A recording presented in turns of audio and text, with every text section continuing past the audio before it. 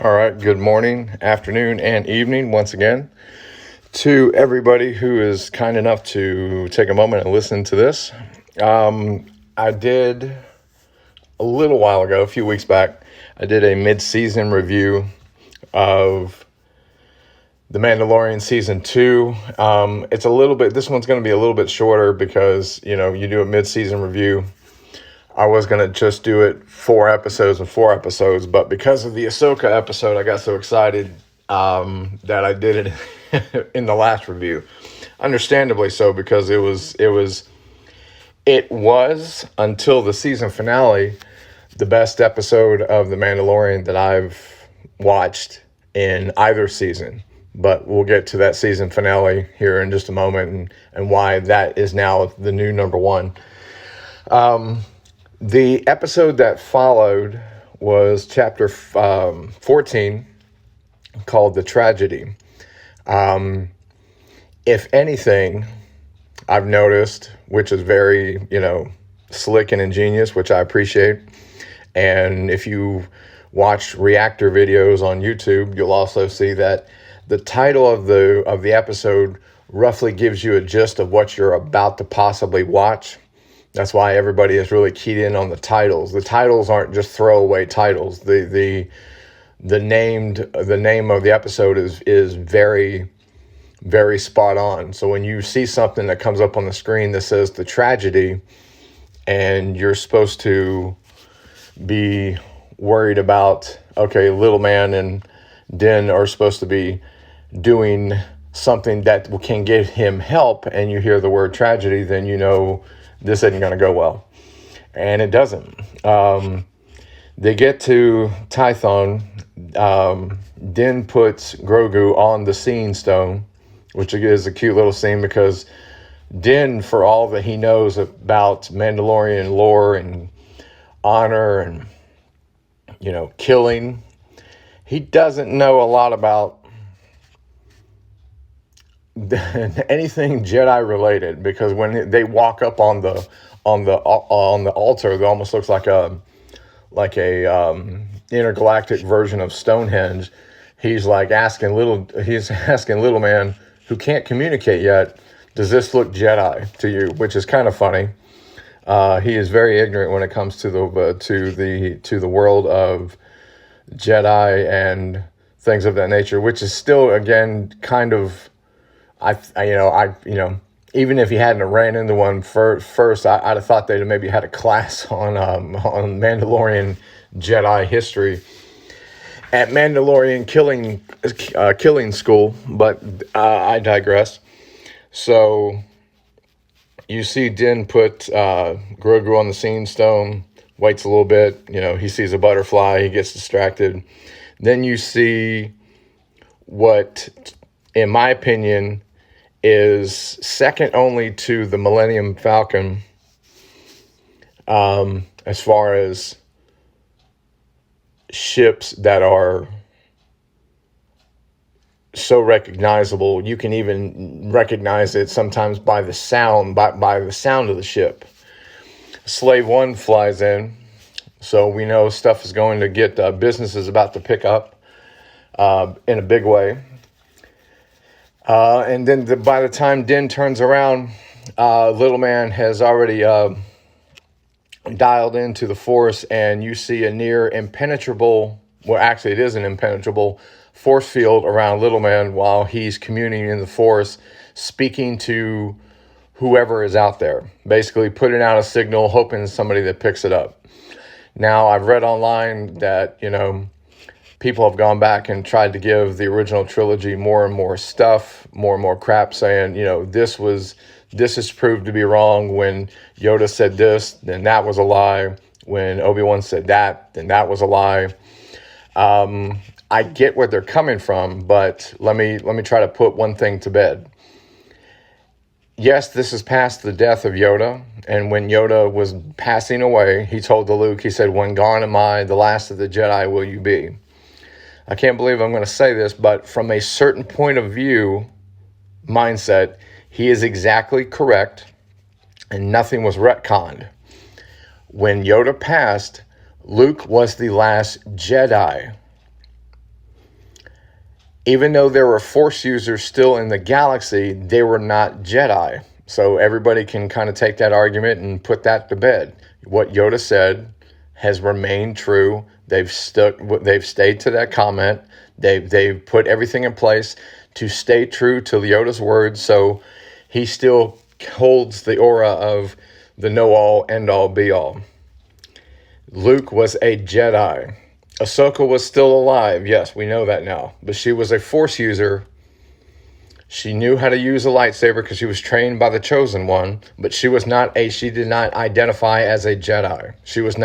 She had given up her indoctrination to the Jedi Order. Her skills didn't go away. That's not the point. She was no longer a Jedi.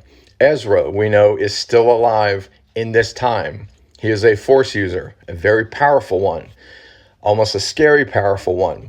He is not a Jedi. He did not reach Jedi Knight designation. Cal Kestis, we know, is alive in this time based off the Jedi Fallen Order video game. So he could have been contacted. He is not a Jedi. He is a Force user.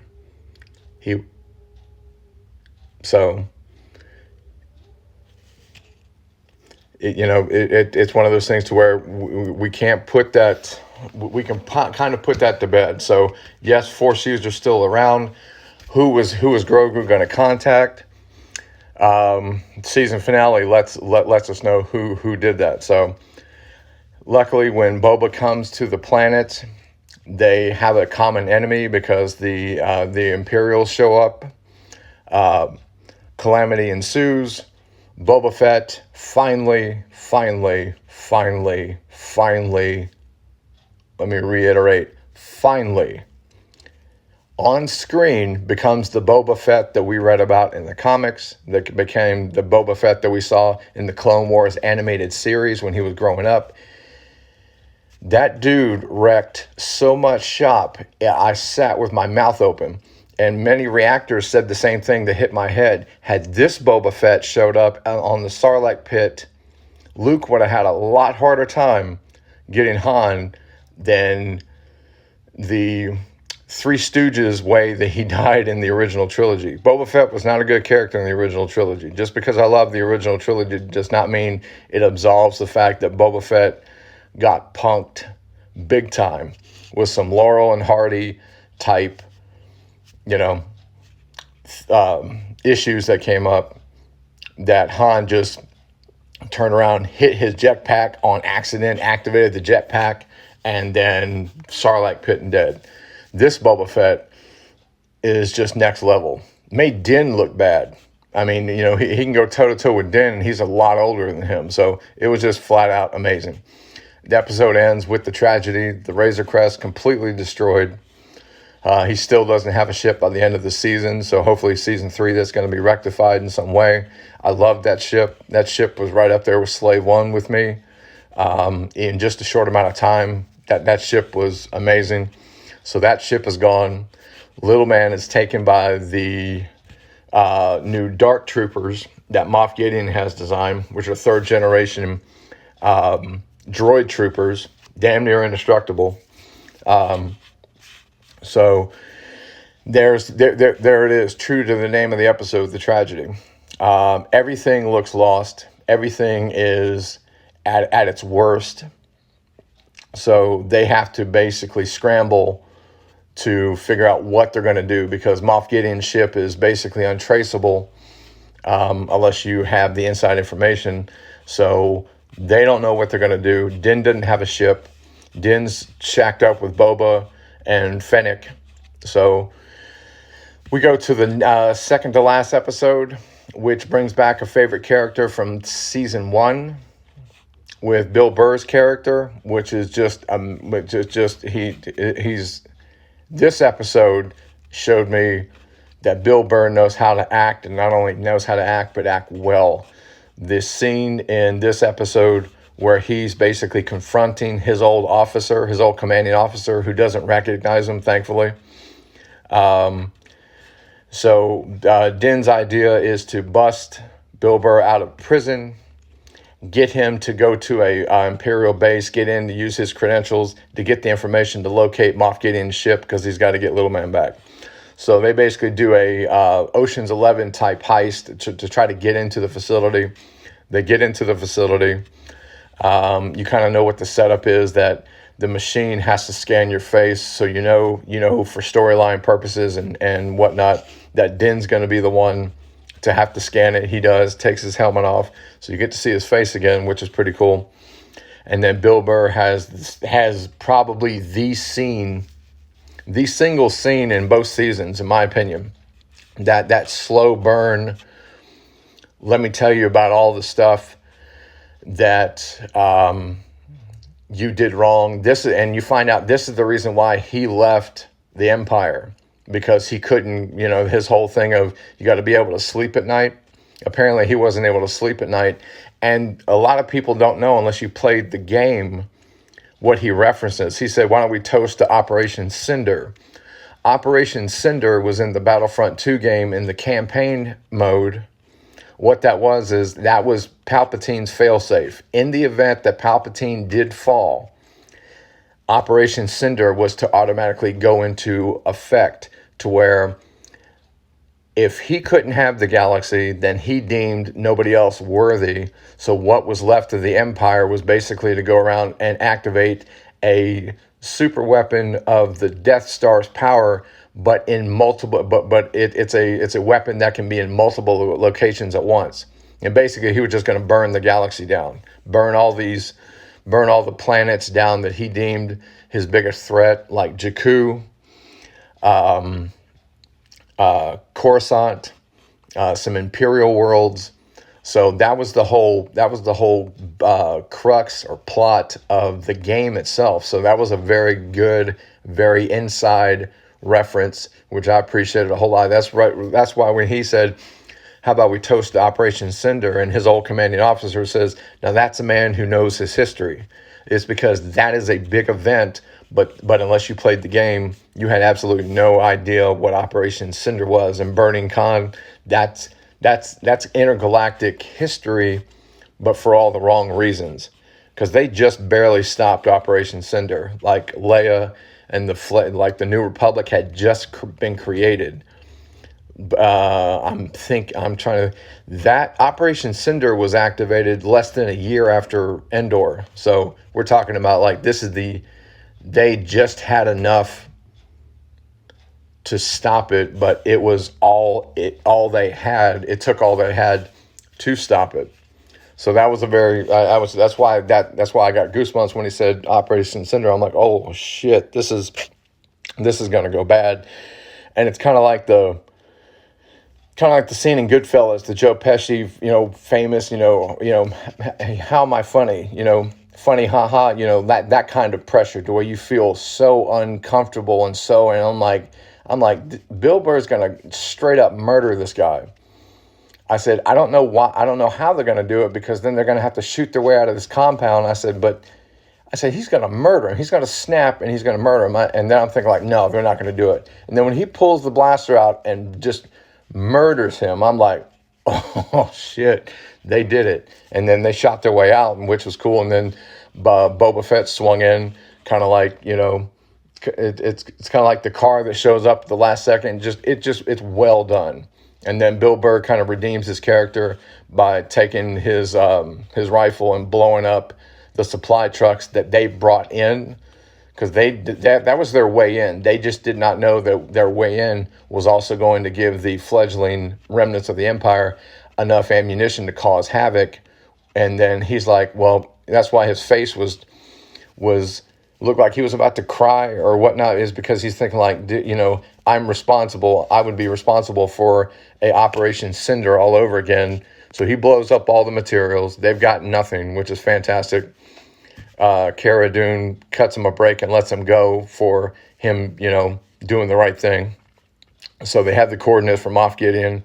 And then Din does one of the most badass things I've ever seen in the show, is when he calls Moff himself and basically repeats to him verbatim what Moff Gideon was saying to them in the season finale of season 1, when he had him pinned down. He said, he means more to me than you can ever know. But you know that Din really means that because that's Din's child. So that scene was epic, set up the season finale, which is called The Rescue.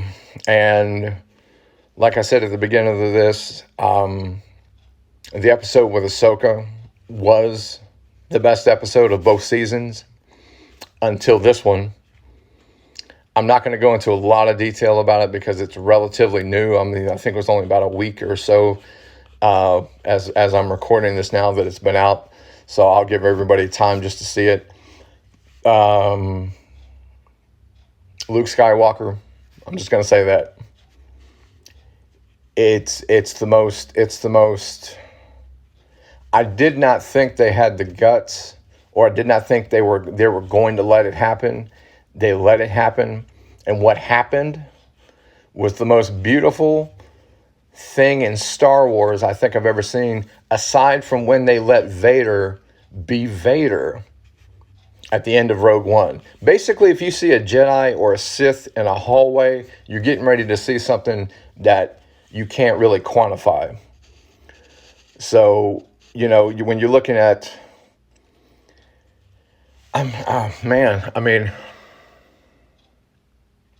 before I started this video, I'm thinking like I'm going to be able to, go all into detail. It still takes my breath away. Like, you can't really quantify what it is you're seeing. I mean, hell, look at it. There it is. We got, or at least I'll say for me, I got the Luke that I prayed and wished we had seen in the sequel trilogies. That Luke was good. That Luke served his purpose based off the circumstances then, but it wasn't the Legends Luke that I grew up reading in the books in the 90s and the late 80s, the early 90s, when we had no Star Wars. We went through a long, drawn-out drought from 83 to 99 when Episode 1 came out. So all in that time, we had nothing but books and comic books and our imagination.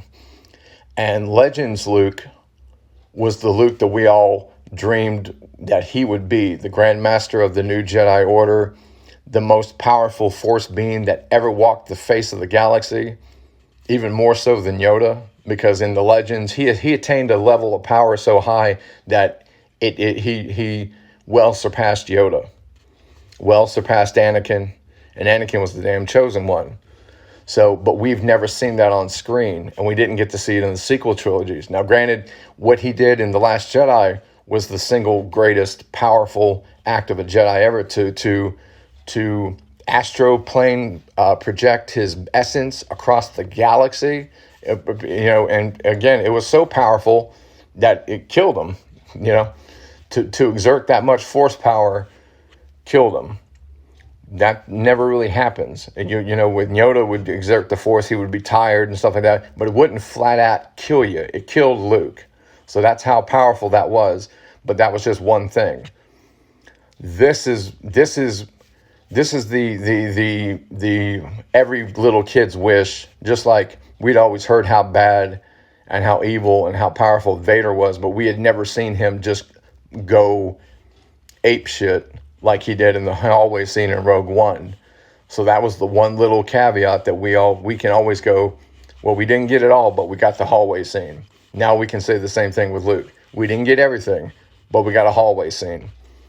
When he mowed through every dark, Din literally nearly died fighting one. And Luke, I think, per how I counted, maybe went through 40 or 45 maybe. Sometimes it was so hard to count how many he had went through. So when you have somebody as skilled as Din barely make it out with his life fighting one, and then you have Luke go through 40 plus and doesn't break a sweat, that's how powerful a Jedi is. And then when he force crushes the last one, I was done. I was in tears at that point. I was just like, I can't compute what it is that I'm watching. So, but watch the rest of the episode. There's some other little cool things at the end, and then his final goodbye with Grogu and Din. That's for the record books. I've never, ugly cried as much as I did at that point, and I've got no problem saying that I cried because I did. I mean, if you love Star Wars, I don't know how you don't cry.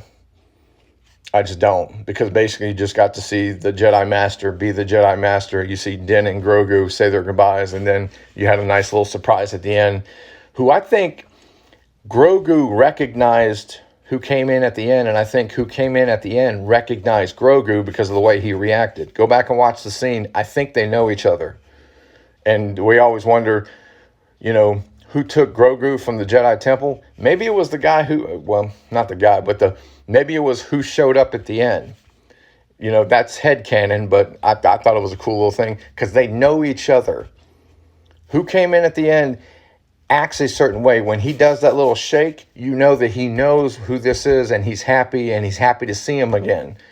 So go back and watch that scene and tell me if I'm wrong. I'll be the first one to admit, but I know that just go back and watch it. Grogu knows that last little surprise, and the last surprise knows Grogu. I don't think I'm wrong. I don't think I'm wrong. But that's the end of season 2 review. I'll probably watch the season finale another 50 times before season 3 comes out, easily. And then the end credit scene is amazing. I'm not going to ruin that. Just watch it. It sets up another limited series that's coming out, which is amazing. The last scene looks like Game of Thrones, how Game of Thrones should have ended. Somebody taking over a throne and the right person taking over that throne, not the how Game of Thrones ended. But that's for another video review. So hope everyone is doing fantastic. I hope you enjoyed season 2. My last little bit is that season 2 as a collective work, and I can't believe I'm going to say this, but to me has now overtaken in my heart and my mind the spot that Empire Strikes Back has held since childhood. Empire Strikes Back, I have sworn, is the best single collected piece of Star Wars work that's ever been created. Movies, television, comics, books, flat out, it's the best. Nothing even gets close. Season 2 of The Mandalorian, from the beginning to the end as a collective work, now sits atop Empire Strikes Back. Flat out, beginning to end, how it's written, how it unfolds, what they include, the nods to the fans, all of that combined now has knocked Empire Strikes Back, and I never thought I'd ever say that in my born days, and it almost hurts me to say it, but it hurts me in a good way. Empire Strikes Back now holds a very close second. Now, nothing's close to Empire. Everything is good, but it's not. But season 2 is overtaken it. And that coming from me, and if you know me, you know how big that statement is, because Empire Strikes Back is the end-all, be-all, has been since the first time I watched it in the mid-'80s. I hold my Star Wars fandom ID badge on the fact that Empire Strikes Back is the end-all, be-all. But season 2 is now taking it over. So I'll leave y'all with that. Take care, and I hope to see you